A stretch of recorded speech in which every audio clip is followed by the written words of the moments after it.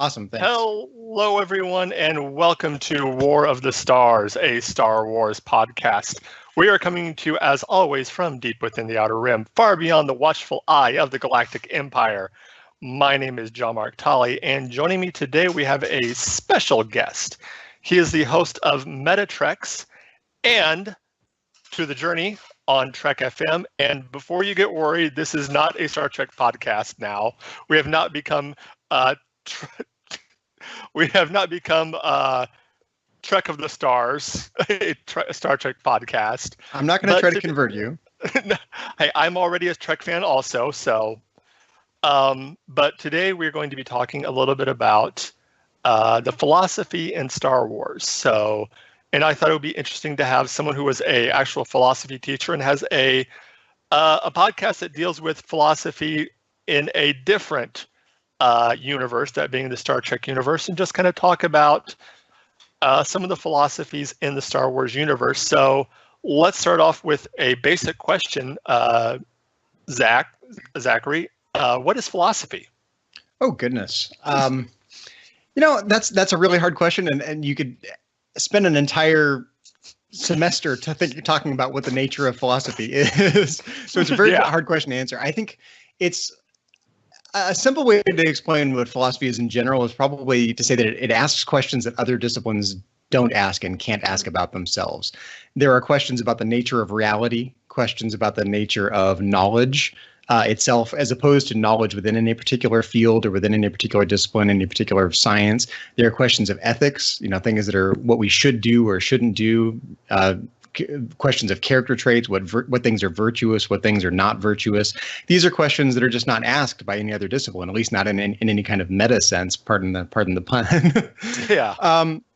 So it's a hard question to ask. I would say even more fundamentally than that, it's a search for truth. The name philosophy means love of wisdom. So it's hard. I think you kind of have to think about philosophy in terms of a series of questions, none of which have satisfactory answers, none of which are universally agreed upon, and none of which are dealt with adequately by any other field. Okay. So one of the things, of course, when you're dealing with especially with Star Wars, is there is a very, especially in the original movie, there's a very good sense of good and evil. You know who the good guy is, you know who the bad guy is. So let's talk about, I remember one of your last Metatrek shows, you talked about good and evil in the Star Trek, and as far as the Star Trek universe goes. So let's talk a little bit about good and evil in the Star Wars universe. Now, I think we can pretty much equivocally say that characters like the Emperor and the Empire in a whole is evil. I think they would click all the boxes for being evil. But like anything, one thing that's always mentioned a lot of times in Star Wars is from a certain point of view. And there's this idea that one person's evil might be another, sadistic ruler might be another person's hero. I think one of the things that distinguishes how, I'm used to talking about Star Trek, and so most of my fandom is mostly Star Trek, and I've always been a Star Wars fan too, but I don't think about it as much. I don't rewatch it as much, and so on. Yeah. But one of the things that distinguishes the two for me from this good versus evil standpoint is that in the Star Trek universe, you get a lot of bad guys, right? You get you get adversaries, and you get that in Star Wars too. But also in Star Wars, you get the personification of evil. You get evil in itself in the form of the dark side of the Force, right? You don't just get bad guys who happen to do bad things or have bad character. You get this sort of living, breathing, omnipresent evilness in the dark side of the Force. Yeah, and I can see that. And do you think that maybe that could be used as almost a cop-out for why bad people would, instead of just, and I'm using this in meta terms, instead of it being just bad people doing bad things because they're bad, these are people doing bad things because, well, the dark side told me to do it. Yeah, it's like it's like the devil sitting on your shoulder, right? The devil. Yeah. Does that get you off the hook morally? Yeah.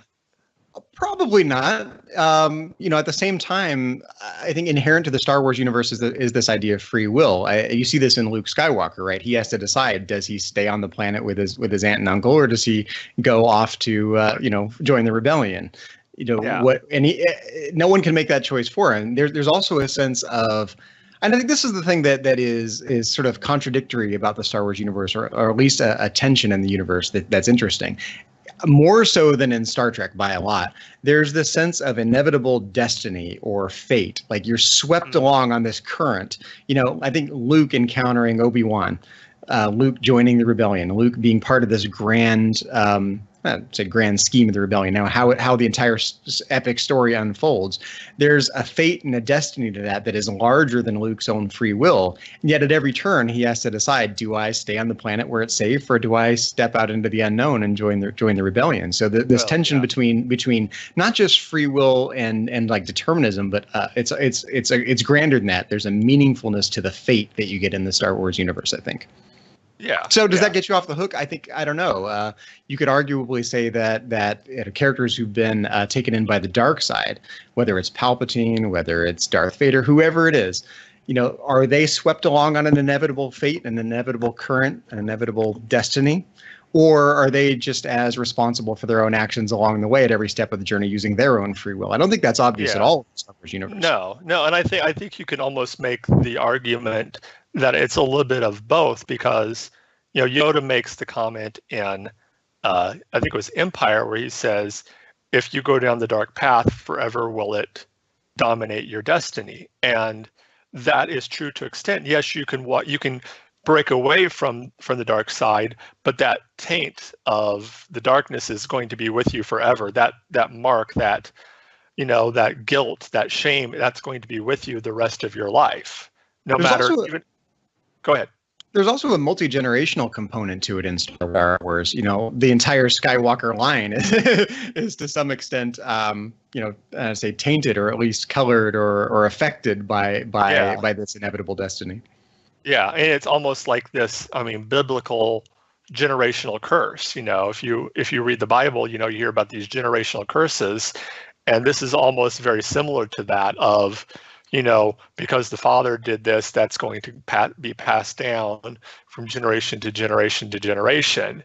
And each generation is going to have to deal with the consequences of what one person did, I think this is one of the strongest themes in Star Wars in general. As I look at this from a philosophical standpoint, to me, the issues that stand out in Star Wars more than others, and I've got a few others we can talk about, are the existentialist issues. When you have to make a decision about something, you sort of fundamentally have to put the consequences of that decision on your own shoulders. No one can make that decision for you. In something as grandiose as the Star Wars universe, you're putting the fate of the entire galaxy on your own shoulders. Luke Skywalker, literally, the fate is resting on his shoulders, not just his own fate, but the fates of all the people around him, the fate of the future of the galaxy. I think as humans, we tend to not want to put the weight of our decision making on our own shoulders, and I think you can see very clearly that a lot rests on what Luke in particular does as the protagonist of A New Hope. Definitely. One thing that has come up, and I just wanted to talk about, is in some of the expanded universe, there's a lot of particularly there's two particular codes. There's the Jedi code and the Sith code. And I wanted to talk about these codes and talk about them in the context of other philosophical and religious codes, and like some examples of real life examples of codes. I can think of ones like you can say in the Bible, the Ten Commandments. The maxims, essentially, right? The the pillars of Islam, the teachings of the Buddha, different things like that are codes. So the Jedi code is there is no light. That's not the right one.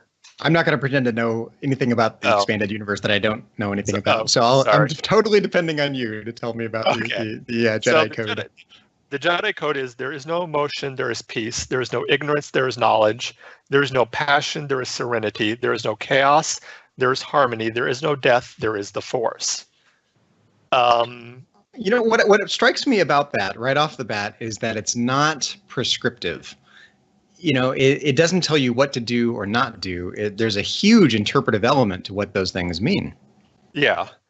And it seems very, going back to something you would recognize in Star Trek universe, it seems very Vulcanish.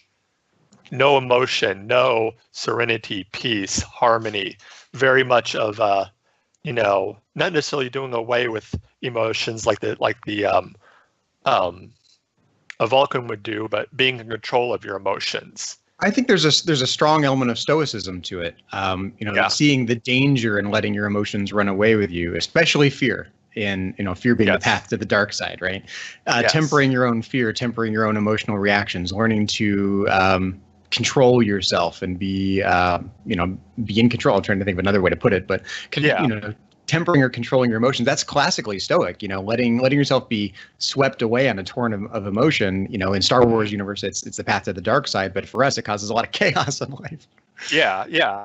I think there's a lot of things you can learn from, living that kind of a life of not letting your emotions get the best of you, of being in control. And, how many times have we, especially in this age of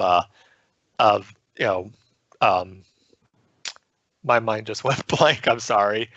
Of this new media and Facebook and all this other things. Of how many times have any of us read something on Facebook and you're just like, "Grrr! Angry type."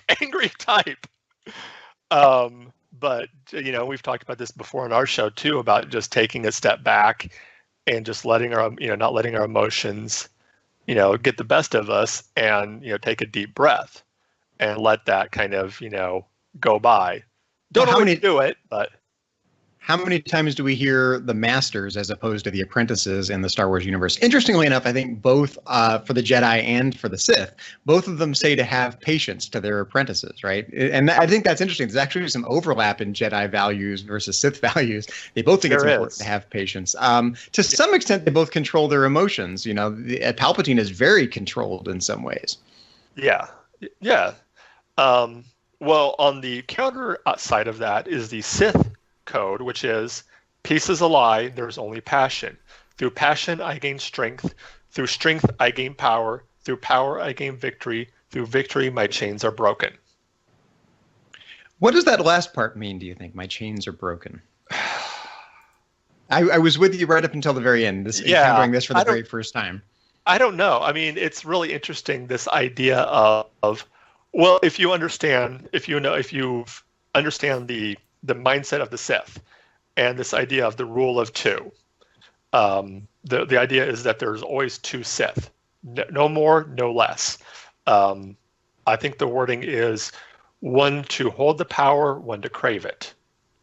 And this idea that once the apprentice gets to a certain stage, he will surpass the master, kill the master, and become the master himself, and get an apprentice for him.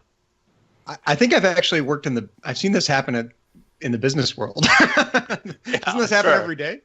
Yeah, but that's basically what the idea of the Sith, how the Sith work, is this idea of each time that the master is surpassed, that apprentice becomes more powerful, and so you get this kind of ongoing power struggle of the master getting more and more and more and more and more powerful, or at least that's how it's supposed to work. It's almost, I would say, I keep trying to tie this back to philosophy, but it's almost Nietzschean in quality, right? If you have an imbalance, like a master-slave relationship or an imbalance of a power relationship, there's a reactiveness to trying to reverse that power relationship in some way. And you can see that maybe being played out in this dual nature between the master and the apprentice in the Sith. Yeah. Welcome in, Brian Miller. Hey, how's it going, everybody? Hey, how's it going? Hey. Sorry, I promised my wife I'd brush her hair. Hey, we understand. I am not doing so would be the path to the dark side. Yeah, exactly. Yeah. I don't know who would be turning the dark. Who would be turning there dark? is no death. There is the Force. There is no death. There is the Force. So yeah, we were just going over some of the two basic Jedi codes and talking about them as far as it adheres to different philosophies. And but yeah, I kind of agree with you that I was actually going to bring that up about the Sith being a very Nietzschean group. This idea of might makes right. I mean, that's really what the Sith come down to, is might makes right. Well, where the analogy breaks down, though, I think the inequity in the power relationship between the master and the apprentice is Nietzschean. But where it breaks down is that for Nietzsche, it's a sign of weakness to be reactive about that. The fact that you're trying and striving to reverse the power relationship, there's a reactiveness to that Nietzsche doesn't respect. And he thinks that's the basis for our Judeo-Christian morality. That in the history of Judaism, you've got this master-slave relationship with the Jewish people being historically the slave race, and he thinks they basically invented morality as a way of inverting the power relationship and taking the position of moral superiority. Maybe you can see that between the Jedi and the Sith as well. The Jedi are always claiming moral superiority, and maybe rightly or wrongly, sometimes you see the Sith saying, "Wait a minute, you're just like we are." Not that much difference. Well, where do you get off claiming the position of moral superiority? You self-important Jedi. Yeah, well, and that's something else I was wanting to talk about, was this idea of, and it comes up a lot in Star Wars, and we've discussed it here, about the certain point of view and how, do people like the Emperor? And I think you can't really say this for Vader, but does the Emperor realize that he's evil? I mean, we look at him, and we look at the Emperor, and we say, he is a personification of evil. He is evil. Does the Emperor see? We can ask the question: did Hitler see himself as evil? I don't think we really know what evil is. In fact, we recently talked about this on an episode of Metatracks. Trying to define what evil is itself a really hard problem. But in Star Wars, you get this interesting tension where, on the one hand, you've got this sort of deep personification of evil, this omnipresent evil that is separate from any individual person, right? The dark side of the Force. That's different than Palpatine's intentions. That's different than Darth Vader's intentions. And so there is kind of this black and white nature. There's the dark and the light, the Jedi and the Sith. And yet, at the same time, it's the Jedi, the ones who are claiming that seeing things in terms of absolutes is more like the Sith than how the Jedi think of things. Yeah, I thought that was very interesting. I think maybe a better question is, do the Sith, and particularly the Emperor, know what they're doing is wrong? Well, I think this is where we have gradations of these things, right? I mean, in the legal world, we have gradations of these things. If you do bad things, but you don't have the intention to do bad things, you might be tragic. We might still punish you, but you're not evil, right? That's the distinction between like manslaughter and murder, right? Here in the legal world. So truly evil people, I think, almost by definition, need to know that they're evil. Otherwise, they're merely tragic. They're not evil. That's interesting. So it depends on whether, do we think that they're really evil? I would start by sort of reversing the question a little bit, rather than trying to decide whether they're evil, ask ourselves, are they really evil? And from there, we can ask, to what extent are they aware of their own, that they're evil? And if they kind of meet that criteria, they're much better candidates for evil. We don't, whether I can define evil, probably not. That's a hard question, but. That's very interesting. Brian, do you have anything that you want to? Well, if you look at Revenge of the Sith, Anakin pretty much, or I should say Vader at that point, he pretty much laid it out when Obi-Wan told him, Anakin, Chancellor Palpatine is evil, and Anakin turned around and said, from my point of view, the Jedi are evil. So that right there pretty much sums it up for me. It's I've always said the scariest villains are the ones that believe they're doing the right thing. You look at you look at like Thanos, Infinity War, terrifying because he thought he was doing the right thing. I mean, like these villains that are so, to them they have a moral compass. And the ends justify the means. Those kind of villains are the most terrifying. But with the Emperor and Vader, it's one of those things where I think I kind of want to take Vader out of that equation, because he was always a torn individual between the good and the light. He was he knew he was doing evil, but he did it for the for the wrong reasons, but for good intentions. But he always had that. But as far as the Emperor goes, man, I don't know, because I don't know. I think he knows he's evil, because even if you look at some of the canon material, like Lords of the Sith, some of the other novels that the Emperor's popped up in, he's had Vader do some horrible things, beheading people, executing people, just to execute them. So I feel like it wasn't because they did anything wrong, or because of who they were, or what they were found doing. It was just because they were in the wrong place at the wrong time. So I think he knows he's evil.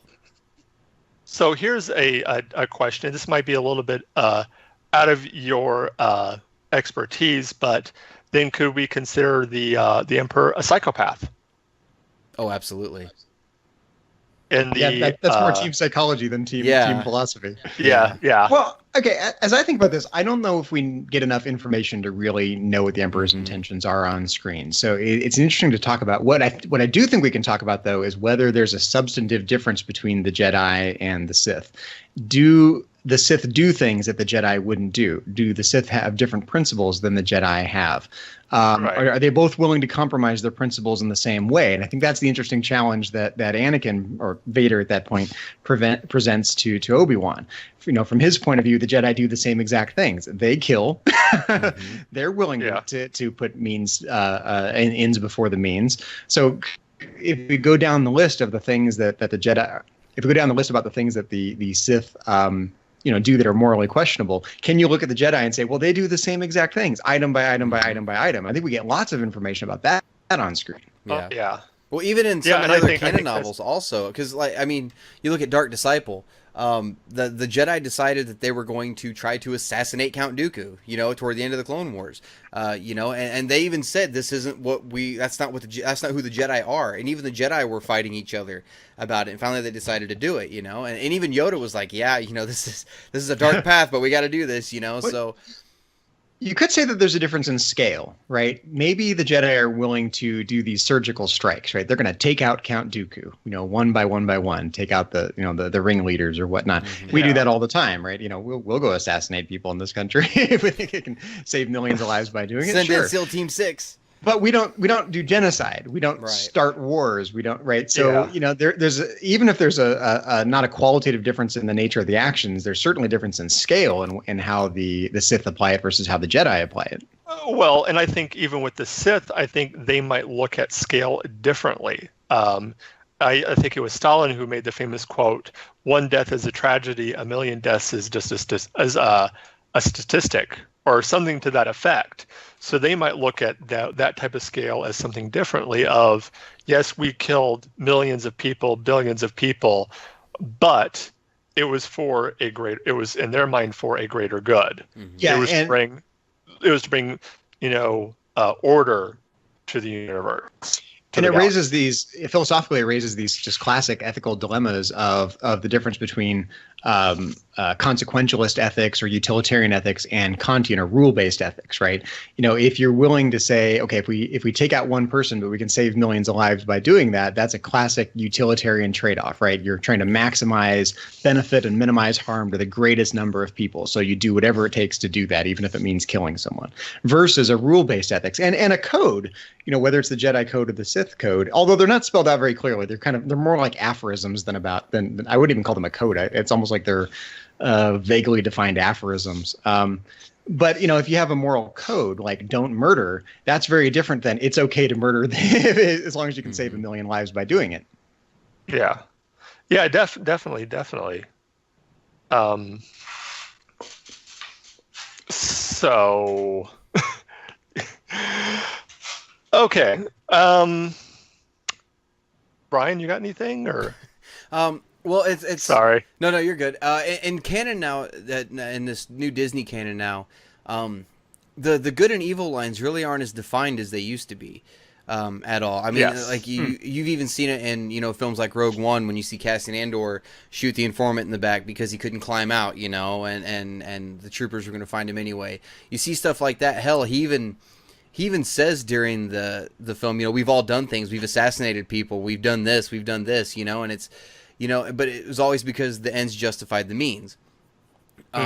Even in some of the novels, you know, it's they've gone to great lengths to humanize some of the people of the Empire, some of the members of the Empire. You know, in Lost Stars, you see some Imperials on the Death Star, and they see Alderaan, and one of them actually was from Alderaan, and they didn't know what was going to happen, and they're like, "Oh, cool, we're at Alderaan. I wonder what we're doing here. Shore leave?" And then all of a sudden, you know, and everybody's like, "What the hell? Like, are you serious? What did we just do?" So. But it's one of those things where they're slowly kind of blurring those lines, you know. Yeah. I mean, because even if you go back to the Emperor, the whole reason he wanted to get rid of the Jedi and the Old Republic was for peace. That was the whole point of the Empire, was to be peace, whether that be done through, you know, diplomatic means or through a dictatorship. Either way, it was going to happen, you know. So I mean. It's an interesting question to what extent the kind of middle management of the Empire. You know, there's always the people who are sweeping the floors that don't have any idea what's going on around them. Yeah, it's just a job to them. There's the middle management. The ones that are in the know and intelligent enough and just in command enough to know what they're doing. They're not the puppet master. They're not the Emperor. They're not Darth Vader. But they certainly know what they're doing. To what extent are they culpable, or to what extent are they? Can they plausibly say, "I was just following the Emperor's orders"? Yeah. Yeah, and you can say the same thing about, you know, in history, you know, you can say the same thing about the average German soldier in the German Wehrmacht. You know, how much was he responsible? You know, the guy whose job, or even let's take it even one step further, the guy who was a prison guard at a concentration camp. Yeah, these are the Nuremberg trials, basically. Yeah. I mean, that was his job. You know, it wasn't like he volunteered or anything like that. It was just like, you're going to be a guard. Guard these people. You know, how much is he culpable for what happened, you know? Well, see, you've got characters, too, in the Empire now that, yeah, they serve the Empire, but they still do good for people, you know? I mean, and when I say this, people are watching are going to be like, what? What the hell's he? But Thrawn, even Thrawn, yeah, he was the canon version of Thrawn. Yeah, he's a strategic genius, you know? I mean, he's a master tactician. He studies the enemy's battle means through their art and their culture and their history, you know. But even if you look at the acts he did, you know, he always kept his wits about him. He was always calm. He never got upset at the wrong people, and he always, as the Empire, he did help people. He really did help people. He helped settlements with raiders, you know, and stuff like that. And after he left, they were going, that Thrawn guy, he's an all right dude, you know, like this Empire, right on, you know, like so. But I mean, it just depends on who you draw out of the bag. Well, it's also this idea of, and you kind of get this hint from from at least the first movie, that, you know, like you said, the Empire's, you know, oh, the Empire's not that bad. You got people who would say like, well, if only the Emperor wasn't involved.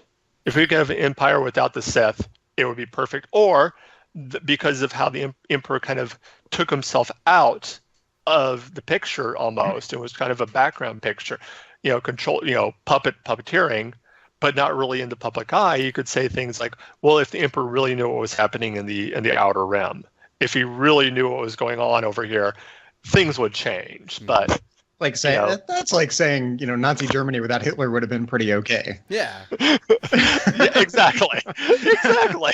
That is the best analogy that you could have possibly. That's exactly. It would have been just like you said, right? It would have been just like it would have been. I mean, it would have been so great. It would have been just like fascist Italy. Yeah. Well, you see. I don't know how well the Empire would have done without the Emperor, though, because if you think about it, right.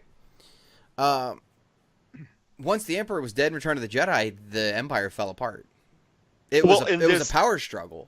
You know, who's in charge? Who's going to, you know, and it was just people cutting each other's throats. They had no leader, you know, and that's where we end up at the Battle of Jakku, and that's pretty much the end of it, you know. So, well, and if you look at historically, I mean, I think we can very much consider the Empire a very, if we're looking at real world models for what the empire is, it's very close to a fascist dictatorship. And one of the keys with fascist dictatorships are this idea of a single ruler who comes to power, who is this very charismatic, well-spoken, bombastic leader. And one of the problems with fascist dictatorships is once that leader dies, unlike with communist countries where it's the party, the leader comes second, it's the party is everything, the Communist Party is everything.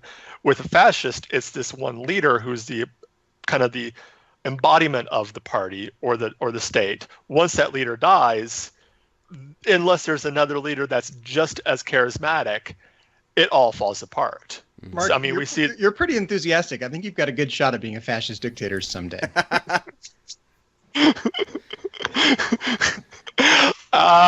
No comment. Wow. Telling me how to podcast. Remember, I always pay my taxes. Don't come for me, bud. That's right. That's right. Seriously, I'm glad we're talking about this because this is one of the things I had written down. It's not clear at all what kind of political philosophy the Star Wars universe is advocating. It's pretty clear that it criticizes a fascist dictatorship. Okay, that seems clear. It on paper it seems to champion democracy, or at least republicanism, right? You've got a Senate, and you've got, if it's a democracy, presumably there's voting of some sort. There's at least voting in the Senate if the general citizenship doesn't vote. It's not exactly clear how that works, at least not in the films that I understand. But you do kind of have this nobility in the form of the Jedi, right? There's kind of an aristocracy at the same time. The Jedi aren't really rulers per se, but they're definitely. It's not that anyone can decide to be a Jedi. You have to, have the right Midichlorian count, or whatever the criteria are. But there's a form of elitism inside the Republic. Well, and there's also, there's no real sense of how much real independence each of the systems inside the Republic does the Republic work more like what the United Nations, how the United Nations work, where each system is fully independent and is able to make their own laws, have their own military, have their own security forces. And on Naboo, they've got a queen. Yeah. Yeah. So it can't be that's elected. That's elected, but that's an odd. I always thought that was an odd tension. Actually, like, and a queen that's elected. What? That doesn't make sense. Are there elected monarchs? Is that a thing? I don't really know my political science, but I don't know. I think the Khan was elected back in historical times. The Mongolian Khan was elected by when the Khan died. He was elected for life, but when a Khan died, all the different tribes would return to Mongolia, no matter where they were at. They would all come back to Mongolia, and they would have a big festival to choose a new Khan. Mm-hmm. Yeah, I'm kind of picturing now that inside the Star Wars universe, in a serious, significant 21st century rewrite, you have Donald Trump showing up, confronting the Emperor, saying, "You're fired," and taking his place. See, and that depends greatly on which side of the aisle you sit on, too, because a lot of people would say, it's so coming in telling Donald Trump, hey, your empire is at an end, blah, blah. It depends on, again, back to your point of view, it's impossible to really lock down and pinpoint. Now, you can have, like you guys brought up earlier, a set of morals, right? Where everybody can agree, this is bad, this is bad, this is bad. You can do this, this, and this, but these are bad. They're rules or principles or codes. Yeah. But it's. Even beyond that, how do you define right and wrong? Well, it depends which. Again, I'm bringing it back to philosophy a little bit because it depends which ethical standpoint you take. If you take the consequentialist standpoint, maximizing good and minimizing harm for the greatest number of people, it's very easy to quantify. You can do the math, add up the numbers. This is the right thing to do. That's the wrong thing to do. Yep. There's nothing inherently right or wrong, but at least there's a method for figuring out the answer. On rule-based ethics is harder to justify because you can have a list of rules: don't murder, don't steal, don't whatever. Take the obvious ones, like don't murder. Like, take the most obvious one you want. Well, why exactly is that wrong? Yeah.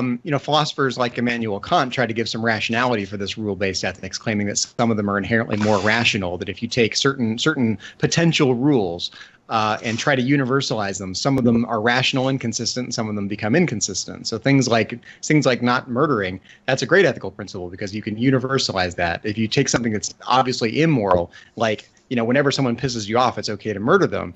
If you universalize that and say, well, what if everyone did that? Mm-hmm. Then the universe would fall apart. People would be mad all the time. We'd all be dead. So some things just don't. They're not either coherent, or they lead to these really bad consequences when you try to universalize them, when you try to apply them on a grand scale. But is that enough? Is that enough justification for the rules? I don't know. In a theocratic universe, you could say, well, God gave us the rules, and that's where they came from. It's in a way, it's kind of a philosophical cop-out. But I think for any rule-based ethics, you have this problem of trying to justify why these rules, not some other rules. Yeah, definitely. Yeah, definitely. Well, while we're on the topic, I apologize for this, listeners. I did not do my homework like I should have. I apologize. You're all right, bud. Don't worry about it. Yeah. I've got a few things we can talk about too, so it's okay. Okay. Well, go right ahead. Just fire away. You're the guest, so fire away. Well, sure. One of the I think what's fun about the Star Wars universe, I love the gadgets, like the lightsabers. I think lightsabers are cool. You know what it reminded me of when I was thinking about Star Wars and philosophy, which I hadn't thought about very much, but yay, we've got one right here. Brian, I've got several. This is the first one I grabbed. That's one of those cute little collapsible ones too. Yeah, that's adorable. It is. Yes. There's a way in which. The only reason I got it is for a toy. It's like super detailed. Like it's like insanely like perfect. But anyway, sorry. Go ahead. That's okay. When we tend to think of ourselves as these sort of imprisoned mental subjects, right? There's me and my consciousness, then there's my body, which is somehow different than my mind, and there's all this stuff in the world that's different than my subjective mind, my mental being versus the world, right? The German philosopher Martin Heidegger tried to sort of collapse this distinction between our consciousness and the world, or subjectivity versus objectivity. And he would cite examples of things like the way in which you use tools. Think of a carpenter swinging his hammer. The hammer becomes an extension of the carpenter's being. He knows exactly where his hammer is. He's not going to hit his finger with the hammer, right? Because it's become a part of him. It's like an extra sense in a way.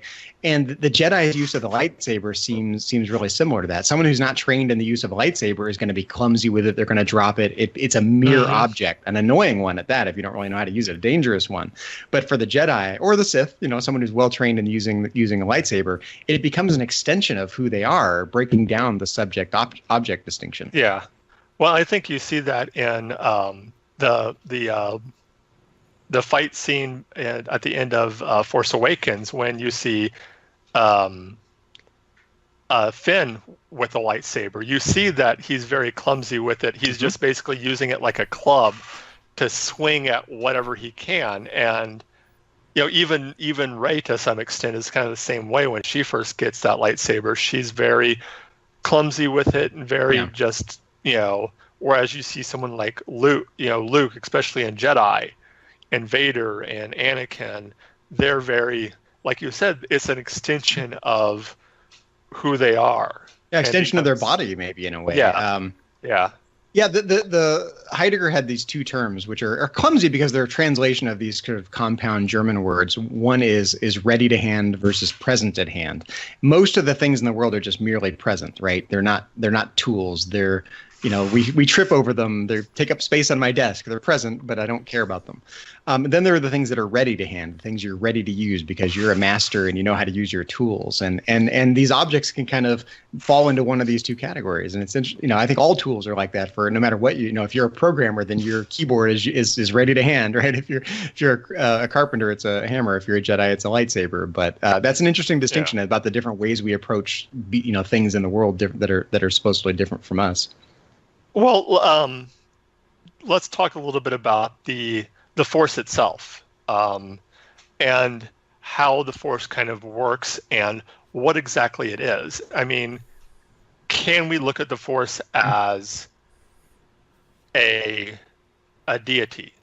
Well, it has some deity-like qualities, right? It's omnipresent. It's everywhere. Yeah. You know, at least on a sort of Judeo-Christian worldview, a deity is everywhere. God is omnipresent. So it's got some properties of that are deity-like.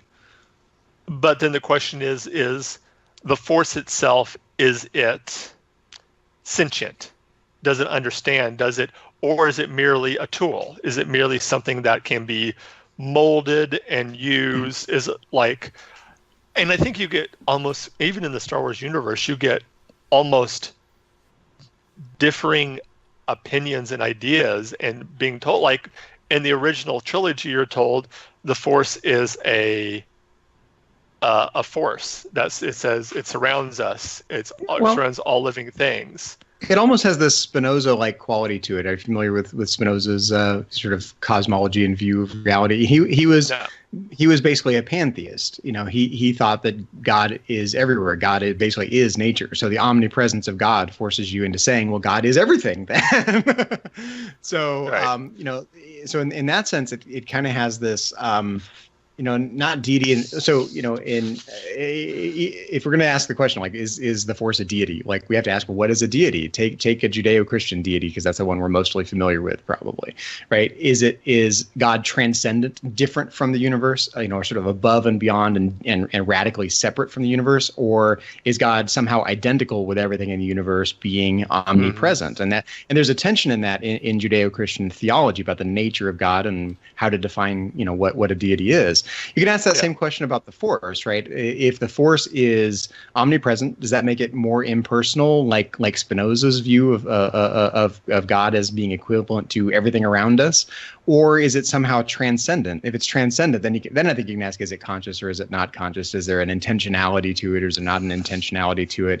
Again, it has some deity-like qualities, though, because in Judeo-Christian theology, God serves a sustaining role. God didn't just create reality, but sustains reality, right? Like if God wasn't around, reality would poof out of existence because God's sustaining the existence of everything. And the Force seems to serve that kind of quality too. It binds everything together, according to Obi-Wan, right? So it has, some very deity-like qualities. Again, do we have enough information to know on screen or in canon? Because I know there's the expanded universe that I'm not as familiar with, but is there any clear example of an intentionality, ascensions to the Force, or is it completely unclear based on what we see on screen? Well, Brian, you're our resident librarian. There are a couple things in canon that kind of point in that direction. The more I'll talk about the more vague one first. The more vague one has to do a lot with the Kyber Crystals. In the old EU, before what's no longer canon, it was. The crystals are certain colors as it is, and it's just in the old EU, the crystals were, used in the focusing of the lightsaber blade, but it wasn't powering it. It was just focusing the power. And then you could, embed the Force with them and stuff and give people the Force. They got really, really, out there with it, right? So, but now in canon, Kyber Crystals power the Jedi lightsabers. They change the color. They change colors based on the Jedi who holds it, right? So, and then the red crystals. I didn't know that. Yeah, well, and then the red crystals, they used to be synthetic in the EU. Now it's a Sith has to take a Jedi's lightsaber and pour their anger into it, and it bleeds, and that's when it becomes red, and that's where they get the red lightsabers. Oh, how poetic! So, yeah, I know, right? So you've got these crystals kind of kind of nudging the will of the Force. You hear a lot of the Jedi talking about, like the Midichlorians. I know that's a taboo word, but you talk about the Midichlorians, and like Qui-Gon told Anakin. I want to talk about that actually. Oh, yeah. God, oh boy, you're gonna get me riled up. Yeah. But no, like Qui-Gon told Anakin, the Midichlorians constantly are telling the host the will of the Force, constantly speaking to them. You have Jedi talking about the living Force, and it's. There's so many things that point towards my Midichlorians made me do it. Yeah, exactly. So there's so many things that point towards it having this kind of sentience. But look at Rogue One for an example, right? Everything up until Rogue One came out, if it happened, everybody's like, "Oh, that was the will of the Force," right? But there was no proof anywhere that the Force had anything to do with any of it. If you look at Rogue One, when Chirrut is walking out to hit the power switch toward the end of the movie, right before he gets blown up. If you watch the blaster bolts, they're curving around him. they're actually missing. If you watch really close, Yeah. they're just slowly kind of. What's causing a blaster bolt to curve like that? So I mean, it's one of those things where it's everywhere. It feels like it would. It feels like you've got this like really really good guy, and his brother's just a dick, and they're both the same kind of like deity, right? But the good guy is like, oh yeah, I got all these guys following me. And the dick's like, screw you, dude. I only need 2. Like so. Yeah. It's well, that's the other that's the other thing I wanted to talk about is there just this idea of, is there just the Force, and then how you if you have this ability to tap into the Force, how you react to it or use it will then determine what becomes of that energy force. Or is there literally a good side, a good force, and a bad force? Or is it all dependent on the user, and then kind of almost like you take a glass of milk. Mm-hmm. If the milk's just there and you don't do anything, it's just going to be milk. But if you add something to the milk, if you add chocolate syrup and you stir it, it's going to change that milk. Is that? I mean, it's kind of a crude example, but this is great, because I think one of the deepest questions in philosophy, especially in philosophy of science, and any field of science has this issue, the question of reductionism. Are higher level sciences reducible to lower level sciences? Is psychology just biology? Is biology just chemistry? Is chemistry just physics? And every level of science has its own properties, its own entities that it studies, right? In psychology, you get mental things like intentions and beliefs and all the things that psychology thinks about. In biology, you get cells and organisms and organs and all the things that biology thinks about. And in chemistry, you get molecules and all these things that chemistry talks about. But all of them are built of lower level things, right? Would have their own properties. So it's an interesting question whether these higher level sciences are reducible to the lower level sciences, or whether there's something substantively unique that's irreducible about the higher level sciences that is distinct or either ontologically distinct or in terms of properties that are not reducible, whether they're emergent properties or not. I think you can apply that reasoning to ourselves, right, first of all, but also to this question in the Star Wars universe. About ourselves, we can say, well, okay, I've got a mind, right? I've got intentions. I decided to do a podcast tonight. Before I did the podcast tonight, I decided to make myself a cup of tea tonight. Well, what made me do that? Was there an actual intention, or did some neurons fire the right way inside my brain? Am I in charge of that, or am I not in charge of that? Did I really make that decision? I think you can ask that question about the Force too. Okay, the Force has something to do with the midichlorians.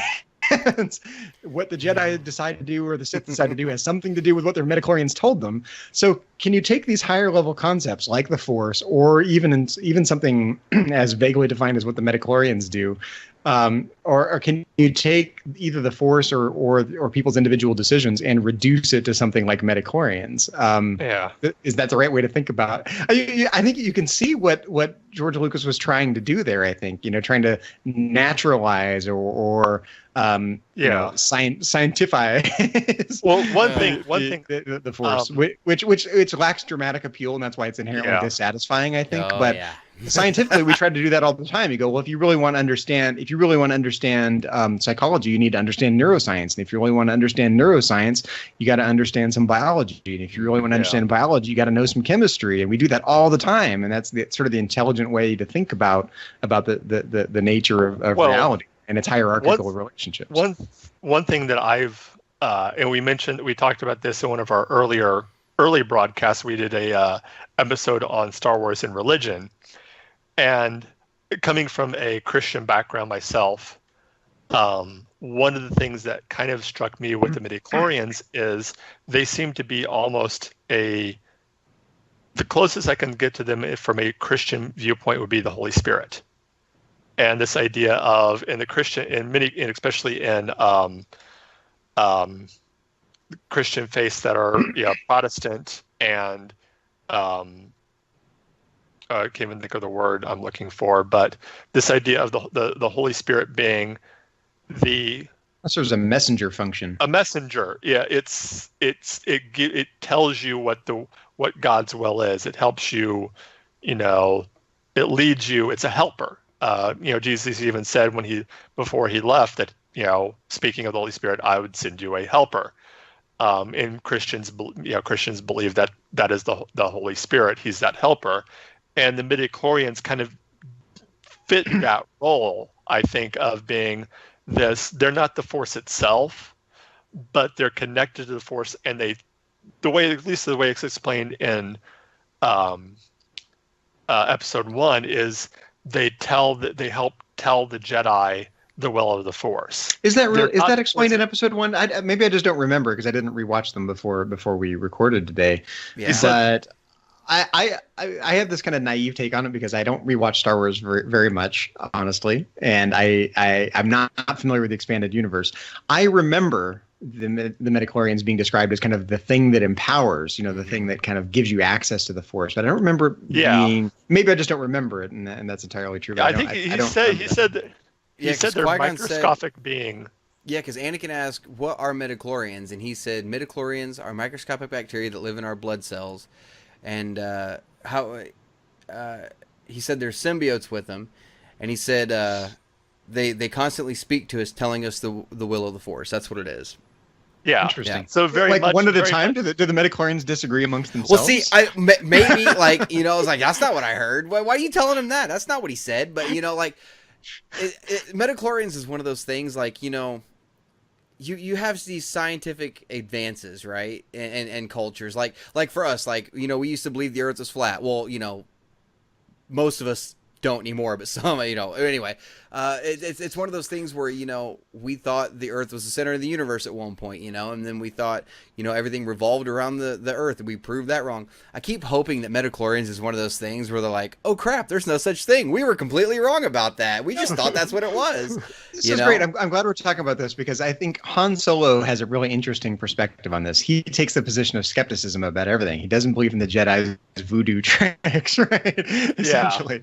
And you can, I think even people who believe in miracles are constantly forced to, if you believe that Moses parted the Red Sea, right? Or, you have to ask, well, how did that happen? Did it happen through some divine intervention where the laws of nature, were the laws of nature broken in some way? Or did the laws of nature, convene in such a way that these seemingly miraculous events occurred, but it all happened by means of the laws of nature?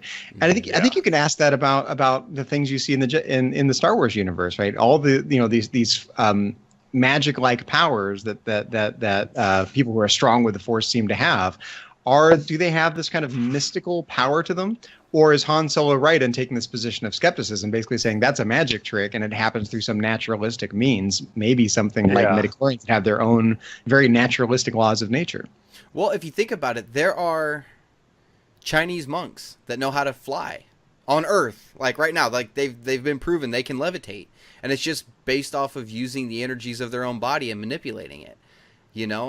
That's been proven. And it's one of those things where, it takes a lifetime of training and discipline to get to that point, but it's possible, and we only use 10% of our brains, what is the rest of it? You can't help but think about stuff like that also. I think the thing about, it would be the height of hubris to think we understand all the laws of nature. No physicist would say that. No. At this point. Yeah. But I think that's an interesting question. When you encounter some unexplained phenomenon, whatever Jedi trick you want, pick your favorite. Is that genuinely mystical? Or is there some naturalistic explanation for it? We don't know because the laws of nature in the Star Wars universe. Star Wars is supposed to take place in our universe, right? It has the same laws of nature we have, right? Isn't that right? Well, it's a long time galaxy, in a galaxy far, far away here in our real universe. Yeah, I think it's in our universe, but just in a different galaxy. But right. It's a long time ago. It's here, right? It's our universe. Yeah. So it had to be because E.T. recognized Yoda. So it had to be our universe in quotes, right? I mean, this is all fiction, of course, but okay. So if that's the assumption, if it's our universe, then it would have the same laws of nature we do. It sure looks like there's a lot of what we understand as the laws of nature being broken. So either there's genuine mysticism inside the Star Wars universe, or we don't have anywhere near the understanding of laws of nature that we think we do. Mm-hmm. Yeah. Well, even if you take human beings, right, and you think about how we consider ourselves intelligent, right? On a good day. On a good day, right. If you think about it, that is the height of arrogance, right? So everybody's like talking about, well, how come aliens haven't come? There's intelligent life here. Well, who says we're intelligent life? Because, I mean, if you look at like a chimpanzee, right, and human beings, there's a 1% difference in our DNA. 1% of our DNA is different. And look at how big that 1% of a difference is, right? Most chimpanzees can do a little bit of sign language, stuff like that. But we can do astrophysics and, all the, we can build spaceships. We do all this other stuff. If you look at another outside alien coming in, right, an extraterrestrial, if their DNA is 1% off from ours, what would that jump look like for them? We would just look like chimpanzees to them. So are we really intelligent, or are we just like seriously arrogant? Well, we certainly are arrogant. Oh yeah. we tend to view ourselves as the pinnacle of the biological realm. I mean, here in the real world, we do that all the time. You see these drawings of evolution with apes, progressing into a progressively more human form, with us at the pinnacle of it, forgetting that evolution is still in process. That in 10,000 years or a million years, we'll be somewhat different. Of it, yeah. Yeah, exactly. Yeah. We'll be the guy that's coming back and saying, "Okay, guys, turn back. We messed up. We screwed everything up." It is an interesting question about intelligence, though. One of the things I had written down is the question of artificial intelligence. We get artificially intelligent beings inside Star Wars. We have a lot of droids, right? C-3PO, R2-D2, pick your favorite, right? Are they sentient? Are they conscious? Do they have intelligence, or are they mere machines? You can ask that question about humans. So I mentioned that earlier, but it's an interesting question whether we should consider the droids to be genuinely intelligent, sentient beings inside Star Wars. I don't know what to do about the question of whether humans in Star Wars are the most intelligent, or I don't know how to answer that. But I think what a question that seems clear is the droids are machines. So are they intelligent or not? Well, I think they have intentions. They have feelings, whatever. I think our other host on the show, and the Chris, would definitely have something to say about one character, but I think that question really wasn't answered, or really wasn't even touched on until Solo, with this idea of, do droids have rights, or are they just tools? And dude, Chris hates that droid so much. Yeah, Chris hates that droid more than anything. Oh my god. We'll be playing Battlefront, and that Millennium Falcon will fly in, and he'll be like, "Screw it, I ain't helping it." Like he hates that character so much. So droids raise a really interesting question philosophically. You guys familiar with the Turing test? No. So there's the philosopher and mathematician Alan Turing. You might be familiar with Alan Turing. He helped crack German codes during World War II. Okay. But there's this idea he came up with that's now called the Turing test in his name, about how you decide whether an artificial being is intelligent or not. Basically, you take the potential candidate for intelligence, the computer or the droid or the robot or whatever it is, isolate it from a human being by means of a terminal, like a teletype machine or an instant message chat or whatever, and talk to it. And if after a long enough time it doesn't game the system to the point where you can't distinguish it from a human response, then functionally you have to say you have every reason for thinking that's as intelligent as you do that a human is intelligent. So if it can play the game, then it's intelligent. Now the droids in Star Wars are interesting because they're quirky. I don't think you could confuse R2-D2's responses with human responses. C-3PO is really quirky. I don't think you could confuse his responses with human responses. So I'm not sure that the droids in Star Wars would even, as seemingly intelligent as they are and as quirky and as much as they seem to feel things, I'm not sure they would even pass the Turing test. It also raises questions of the nature of emergent properties, like things like sentience. That's what we're talking about. Intelligence or sentience. Is that property? In humans, that's instantiated by our brains, right? Our brains do whatever they do, and boom, consciousness arises out of whatever's going on in the brain. How exactly that works, we don't fully understand. We're pretty darn sure it's tied to what's happening in the brain. So certainly brain-like things can produce consciousness. It's an interesting question whether other types of things, not things made of gray matter, but things made of circuits or whatever droids are made of in the Star Wars universe, can they instantiate things that are conscious? Can the same property, whether it's having an intention, having a belief, having a desire, having a feeling, all the things that we think of as mental properties, can those be instantiated by a completely different kind of physical system and yet produce the very same mental properties? Yeah.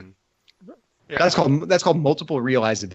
ability. So our mental things that we're familiar with as humans, multiply realizable by whatever the heck droids are made of. Mm-hmm. Huh. Well, I mean, you've got different kinds of droids also, though, because like you brought up R2 and 3PO, how they're kind of quirky, and now you've got droids that, when they talk, you've got like, K2SO from Rogue One is still kind of quirky, obviously BB-8, but then you look at and Chris is gonna hate editing this when I start talking about this, but L337 from Solo, if you would look at that droid and just talk to it, from across there, you would have no idea that it's a droid. Even some of the things that I don't want to say she talked about because it's a droid, but what she talked about, some like when like in the Spice Mines of Kessel, when she frees the droids and the droid says something to her and she goes, "What? You don't know what to do? I don't know. Go free your brothers or sisters or something. I don't care. I'm busy." So you could kind of hear a human personality there. You know what I mean? Yeah. So and I guess that's the thing that gives you some reason for thinking that they are intelligent. Maybe, that's the human-like quality that they have, right? If there's anything about those droids that's going to pass the Turing test, it's the fact that they're quirky. Yeah. Humans are all quirky. Yeah. There's an unpredictability to our human responses that is very hard to capture in an algorithm. Yeah. Yeah. Well, you could also ask the question of droids and slavery. Are droids essentially slaves, and do they realize that they're slaves? I kind of like the idea that there's like a hyper intelligent mouse droid, the little ones that roll around on the floor. Yeah, exactly. Exactly. There's this hyper intelligent. I call them mouse droids. Is that what they're called? Yeah, that's what they're called. Yeah, they're mouse droids. I must have heard that somewhere. Yeah. Well, a hyper intelligent mouse droid that is a slave to the Empire and goes to work every day cursing its existence. Yeah. Someday I'll be free. Someday I'll run this place. Yes, that would be the mouse droid. The mouse droid would be the one that is trying to come up with a plan to overthrow the Emperor and set himself up as ruler of the galaxy himself. I like the white mice and the Hitchhiker's Guide to the Galaxy. They're pulling all the strings. I'd watch that movie. And there's one called Pinky and one called the Brain. Oh my god. That's funny. Yeah, mice. That's funny. Oh my god. Yes. All right. Well, we're getting down near the end of our runtime. So, any final words or thoughts? Zach, we'll start with you. Final words or thoughts? I do have one last thing that came to my mind as I was thinking about Star Wars and philosophy. The ethics of human cloning. You know, we have the Clone Wars in Star Wars. Oh, right? Yes. You know, if there's any obvious moral and ethical issue that's raised by Star Wars, that's the one that really strikes me. Is, you know, they're basically breeding an army, and that's the danger here in the real world of human cloning. Right? You can clone a bunch of people, enslave them, and do whatever with them, and we see that writ large inside the Star Wars. Oh, universe. Yes.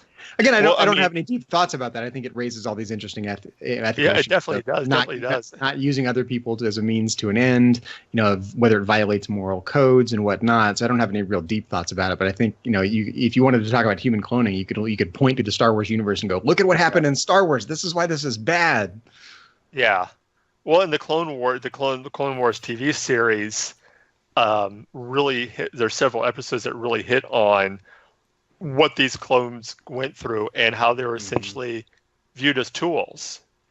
Some of them even rebelled, you know. I mean, some of them even, you know, took offers from the Separatists. You know, no, I want freedom. Why are you just taking orders blindly? You know, why be a tool for them? You know, and you know, you even saw some of them breaking off and raising families, going AWOL and going and starting families. You know, so yeah, but yeah, that was a very interesting thought. Brian, do you have any final thoughts? Oh, God, man. We start talking about cloning. That's another episode in and all of itself, man. Definitely, yeah. Yeah, absolutely. I didn't even think about cloning in Star Wars. Holy crap. You know, it's... I never really even thought about it that much until tonight about, you know, some of the things that we've talked about, you know, the what is good and evil in Star Wars, you know, stuff like that. I've never really thought about it, but I will now. You guys have seriously given me a lot to think about. I still go back to this fundamental question. You know, if the moral challenge in Star Wars is that there's no substantive difference between the Jedi and the Sith, then if you want to say that there is, you have to point to it. Like, what's the difference, right? Yeah. You know, if you go down the list of all the things we don't like about the Sith, if the Jedi do them too, then it seems like Anakin / Darth Vader is right, that there's no real difference. But if there is a difference, whether in the nature of the actions they do, whether in the scale of the actions they do, it's an interesting burden to try to figure out what exactly the difference is. And I don't buy that there's no difference. You know, that's a little too much sophistry for Anakin / Darth Vader. So there must be some difference, but I don't think it's easy to articulate, and I worry that it breaks down a little bit every time we try to point to what that difference is. Definitely, yeah. Well, it has been a fun discussion having you on here this month for this month's episode. As always, remember to like and subscribe to our show. Check out all our shows right here on Realm of the Mist, and some big news for one of our shows. The Star Wars Canon podcast will now be on Spotify. Yeah!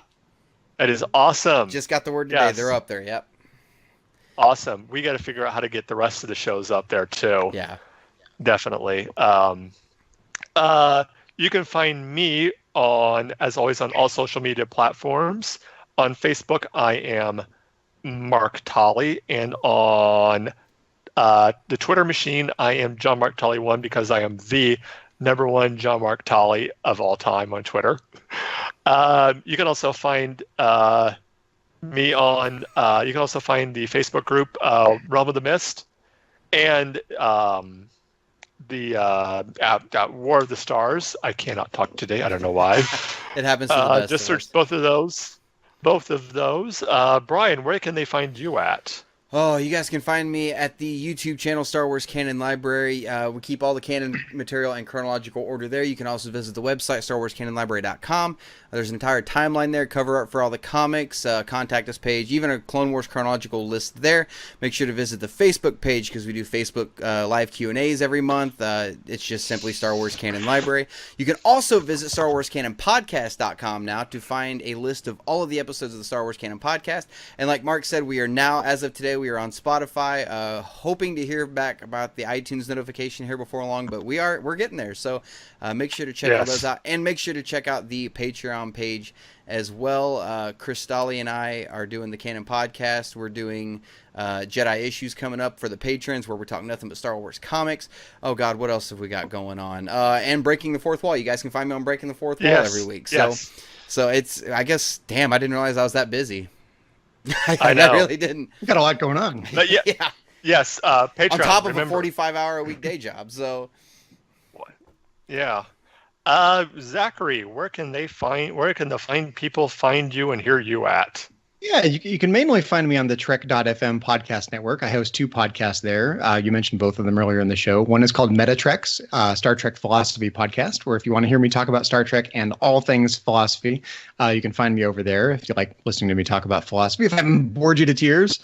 You can also find me on a show called To the Journey, where we talk about all things Star Trek Voyager on Trek.fm. If you'd like to find me on Twitter, you can follow me there. My handle is just my name, Zachary Fruhling. That's Zachary, Zachary, Fruhling, Fruhling. Awesome. It has been an honor and a privilege to have you on our show, Zachary, and you are welcome back anytime you want to be back on. So I hope you had a good time. I'm so glad this worked out. You've been trying to get me to come on the show for a long time, and it hasn't worked out. I'm very busy, and you're very busy, and it finally worked out. And on a whim, I said, "Sure, I'll do it this time." It was fun. This was a great discussion. I was a little nervous about it because I'm not as familiar with the Star Wars universe, but I think we had a great discussion and hit on a great many things that we didn't anticipate we'd talk about. That's awesome. Yeah, and I'm not as familiar with philosophy as you are, so I was a little nervous too, but. I think we've hit it out of the park for shows 2 months in a row now. Last month was very good. We had a historian. We were talking about Star Wars and history. And today talking about Star Wars and philosophy. I think these are 2 great shows. And we hope the listeners will have enjoyed listening to them too. So with that being said, just remember again, Facebook page, Patreon. Give us money. We need it. This was a discussion worthy of recognition in the Jedi archives. Yeah. Yes. And with that being said, remember, the Force will be with you, always. Oh, I have to stop it, don't I? Yes.